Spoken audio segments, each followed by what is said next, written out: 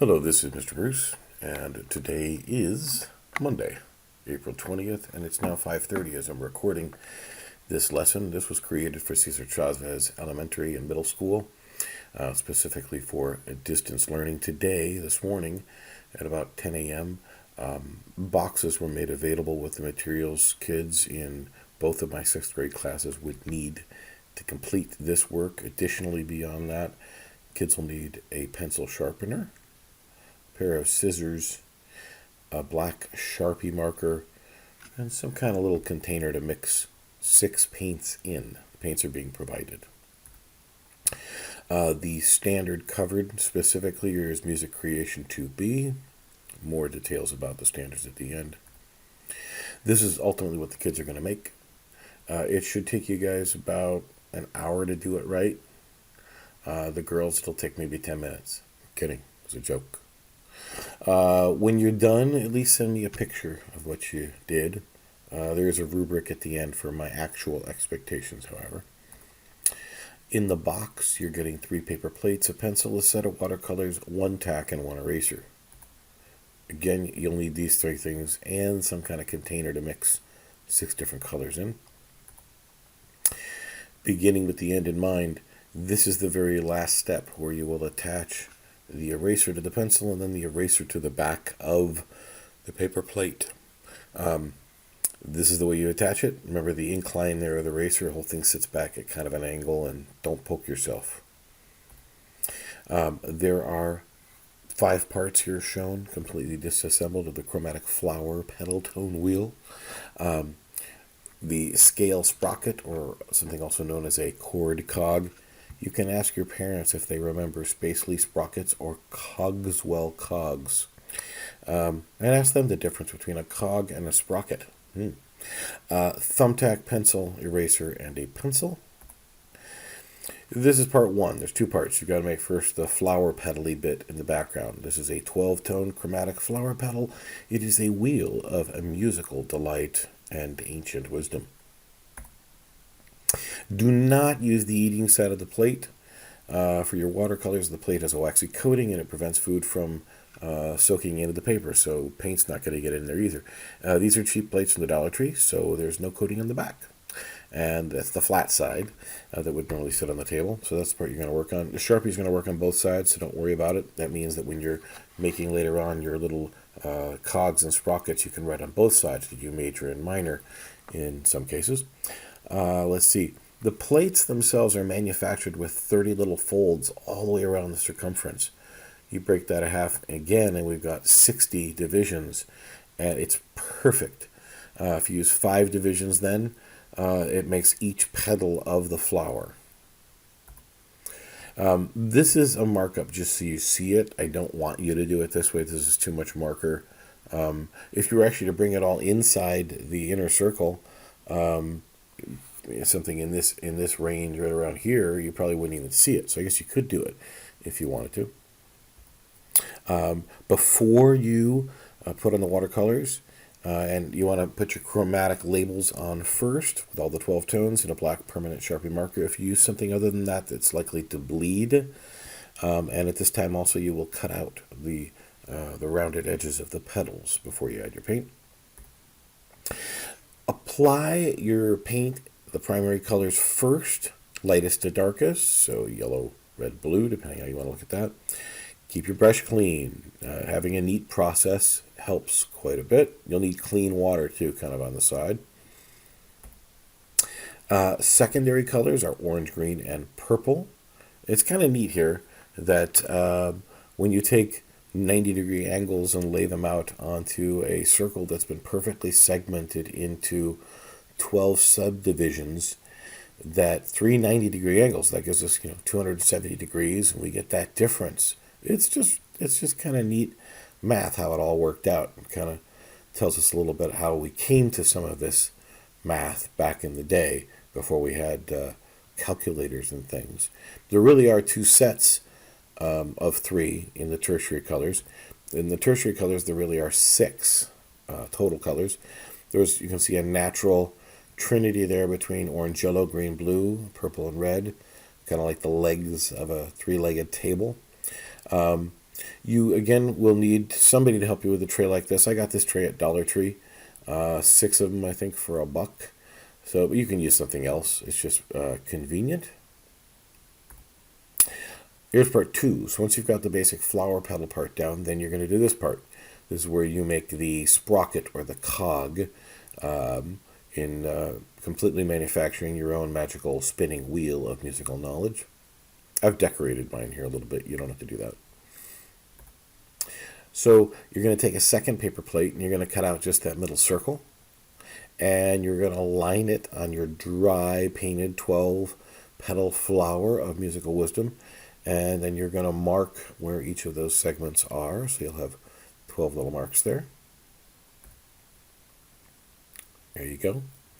And just a reminder, who remembers Andrew Wang from YouTube and his assistance in teaching us the 4/3 and 3/4 patterns related to major and minors, and then the whole subject of whole step, half step, whole step, half step. This is, again, the major pattern that we're going to explore first.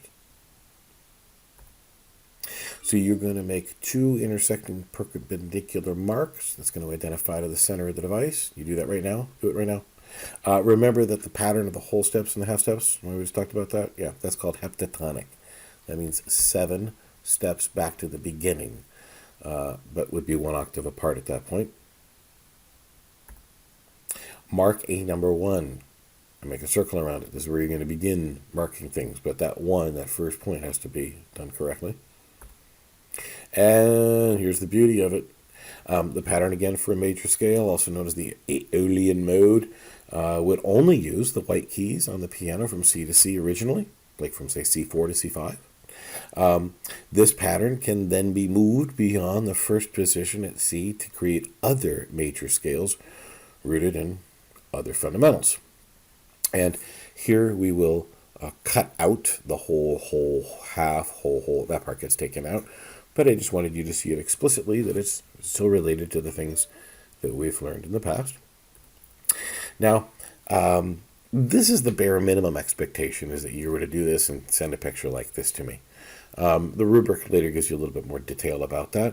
But as you see here, we have C, major, and I did reference that this is Do, but we've never really gotten heavy into the whole topic of solfege and solmization and all that. We do that primarily more with little kiddos. But this is the minimum. And just out of curiosity, what are the 7 notes that would be played in a B-flat major scale? What you would do with your tool here is you would rotate this point, this 1 point, back here to B-flat. And then you would know all 7 notes that would be played in a B-flat major scale. B-flat also another name for A sharp, because they are enharmonic. Here is the minor form. Again, I flipped it over and started it over kind of on the back, understanding the pattern. If you look closely, you can see that there is symmetry in this pattern. Here's the medial line for bilateral symmetry. These 2 sides being equal, so it kind of does look like a bat wing that's in there. But this is the 1, obviously, in the minor case. That would also be the major 6th, where we're starting, just as a memory gag there. Also, here's our major pattern, which was whole step, half step, whole step, half step. I paused there at that place because if you notice, in this same way, if you were to take this, cut it in half, and then flip this to where the H, little h became first, and this big W were over here in the front, you then have the minor pattern. So it's kind of like a split and flip thing. Not quite crisper, but, still fun. Now, this is an example of what might be more extra credit if you chose to do it. This would be hexatonic. And there are a variety of hexatonics, because you don't always have to take the whole step each time. You could do half steps, and then take some big step to come up with your 6, because it's just about 6 jumps. But this is a uniform hexatonic. And again, if the scale was rooted in E, right now I've got the scale rooted in D, but if the scale were rooted in E, where would it be? It's a little bit of a trick question, because it doesn't matter where you root it, it's all the same, right?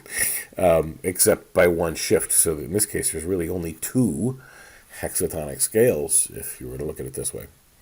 That's that one.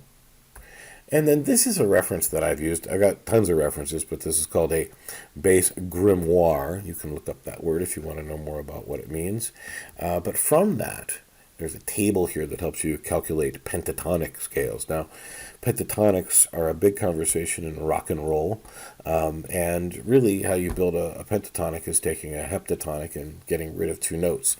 Some things work really well, some things don't. I give you two examples following here. This is the minor pentatonic, and I chose to root it here in A, but again, you can move it around however you'd like. And just flipping it and using the same principles we've looked at before, let's call this a major pentatonic. These jumps, I'm uniting a whole step and a half step into some sort of giant step, right? And that's the idea there. And this is the rubric. We don't have grades, and we're not taking attendance. And any teacher who tells you that those things exist right now isn't telling you a whole story, because until we've got internet out here for everybody in the district, we really can't hold anybody accountable that way. So this is really just kind of more for fun. And it really puts the onus back on us as your teachers to come up with stuff that you're interested in doing, maybe only because you're bored, but maybe we find stuff that you really do like doing. So would consider when you do your work, and I will give you feedback then beyond that, show me a video of your work and I'll send you feedback. Your feedback would be in four areas. First is the quality of the wheel that you made. Then the quality of the cog that you made specifically only for the major scale. It's the only one I'm concerned about initially. How well did it work mechanically? Did the wheel actually spin, or does it not quite work mechanically for you? And then the most important part is the evidence of understanding, that you sent me a video and you showed me what you did. If you just sent me a picture, that's cool, but I'd prefer a video that you send me using your iPad. And so as a worker bee, the color wheel that you'd make, it would be, so you're not really supposed to eat the paint. These are kind of just meant to be humorous and fun. But come over right here to the Queen. This is really ultimately what my expectation is, that the chromatic wheel that you make is beautiful, that the cog that you make really explores the relationship between major and minor. You're able to use the same piece of paper and just kind of flip it over.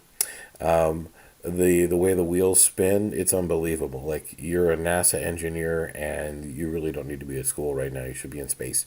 And last, evidence of your understanding. You send me a video and you've demonstrated major and the minor, and you went a little beyond, and you even made maybe a hexatonic or your own pentatonic, or maybe you made an octatonic. Maybe you came up with your own thing. Maybe it would be a quattrotonic or a trettatonic. Who knows, right? Come up with your own thing. That'd be cool. And that I would consider to be like above average, above and beyond, Here's more details about the standards. Ultimately, the idea here is that I want you to get, in short, that this is a way of learning, a way of understanding how chords and scales all work, and to really get the idea that there's 12 notes in the Western form of music. There's some other stuff to talk about there later as you get a little older in the deal, but you can jump around that circle in any number of steps, and the majors and minors are just one kind of, we call a heptatonic, right? 7. But there's other ways of making scales and finding patterns, and at the end of the day, it's about really pattern recognition and pattern creation and having fun with playing those patterns and trying to make music with them, really. Talk to you soon, kiddos. Thanks for your time.